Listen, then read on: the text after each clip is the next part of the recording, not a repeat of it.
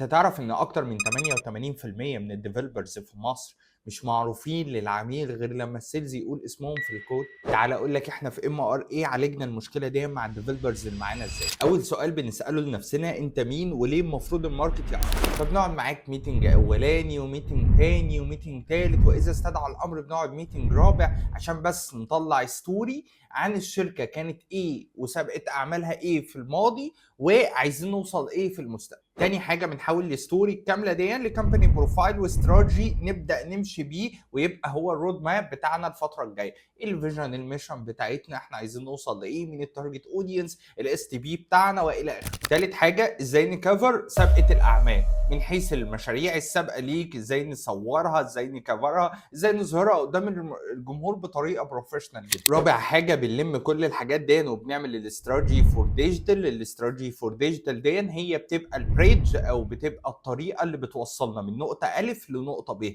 نقطه الف ان احنا محدش يعرفنا خالص او جزء صغير يعرفنا. نقطه ب ازاي تبقى ديفلوبر بروفيشنال من الديفلوبرز اللي موجودين وبقوه على الماركت المصري. خامس حاجه الميديا بلان فيما يخص بقى الكامبينز والليد جنريشن والليدز والكواليتي والى اخره، من الاويرنس لغايه الليد جنريشن والليدز دي المفروض يتقفل منها كام ونسبه الكواليفيكيشنز والى اخره. سادس حاجه ان احنا نستلم الريبورتس والنمبرز اللي بتقول ان احنا واقفين فين دلوقتي وايه الستيج والاستبايه اللي بعد كده، لانه مهما وصلنا من نجاح اكيد في ستيج احنا عايزين نوصل لها وعايزين نكسر الارقام اللي احنا حققناها قبل كده. لو انت ديفلوبر ولسه ما بداتش في الستبس دي فكلمنا دلوقتي واحنا هنقول لك ازاي انت تنتقل من نقطه A لنقطه B، ونقطه B دي احنا متاكدين انها هتكون مرضيه جدا جدا جدا بالنسبه لك.